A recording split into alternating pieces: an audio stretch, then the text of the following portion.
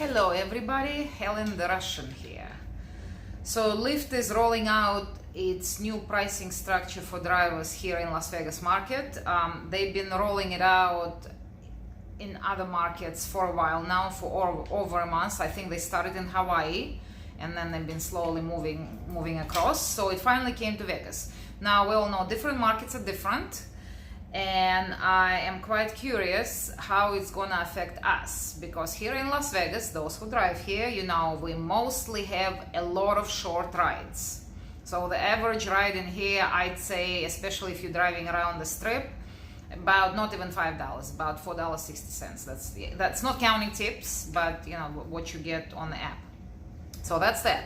And oftentimes for people who do events, meaning, you know, picking up and dropping off people for big games, concerts and whatnot, they know it's a hassle because getting there takes a lot of time, and obviously we're not getting paid to get to the pickup, and then getting out of there takes a lot of time.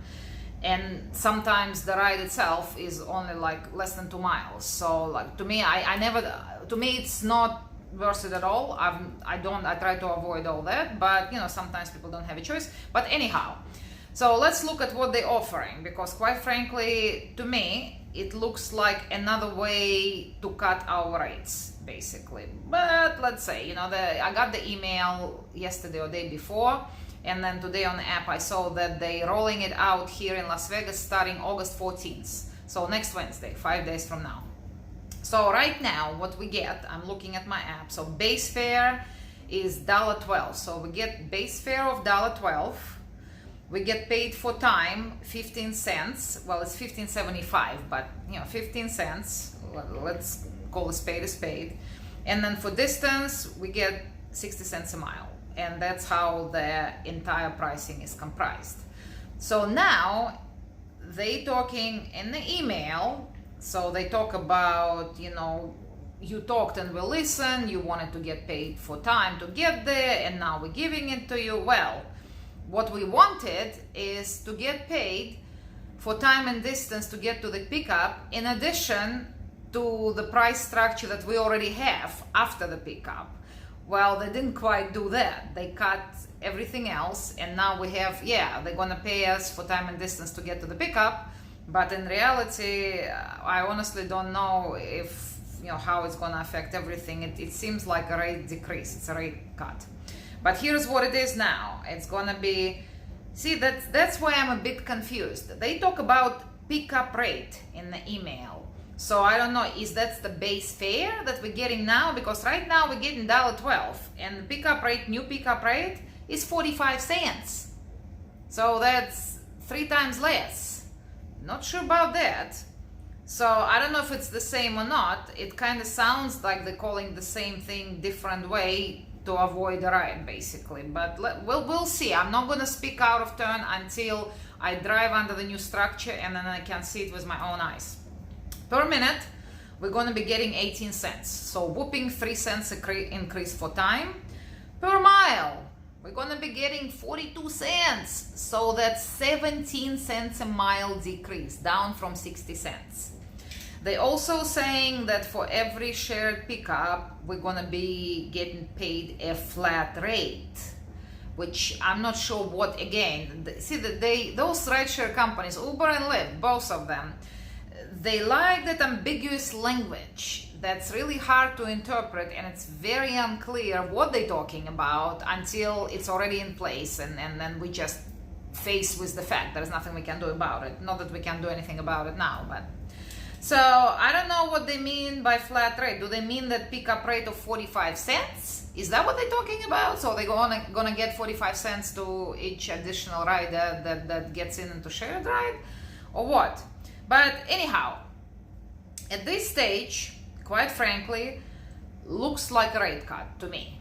However, having said that, it also looks almost like shared rides are going to become more profitable for the drivers when you figure into the account that you're going to get paid more for the time that you have to find them and wait for them and whatnot. And not all shared rides, but specifically I'm kind of curious, I'm going to deliberately try to get one of those when probably in about 2 weeks I'm going to California next week, so I won't be driving. But couple weeks from now, I'm gonna deliberately start driving by my house in the residential area around like 4:40 p.m. because that's when there is a very good likelihood of getting a long shared ride, meaning people getting out of the offices and whatnot, and they want shared rides because they're going really far. It's usually about 25-30 minute ride, and inevitably you get added people all the time. I've had a few of those rides, and so that particular ride would be a good indication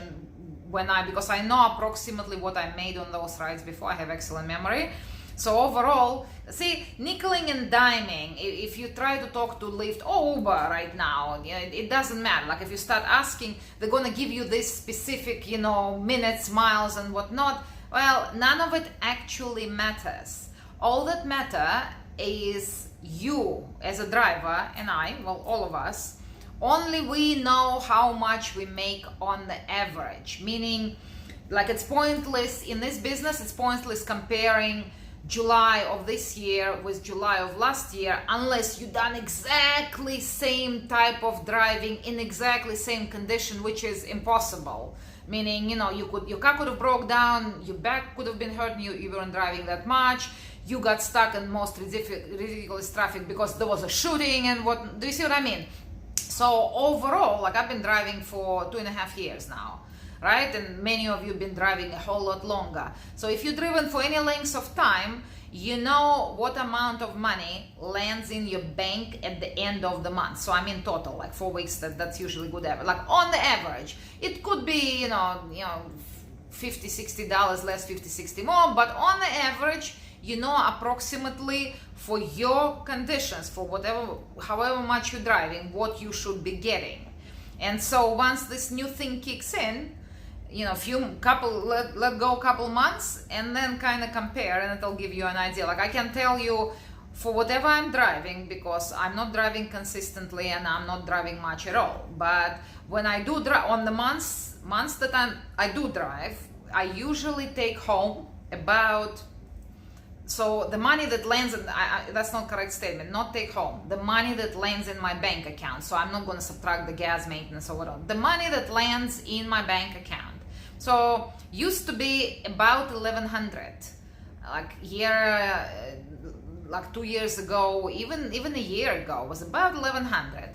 Well, these days it's just under 1,000, and it has to do with the rate cuts. Basically, that's all it is. It has nothing to do with tips. I'm getting about the same amount of tips. I'm driving about the same. So that's what I'm talking about.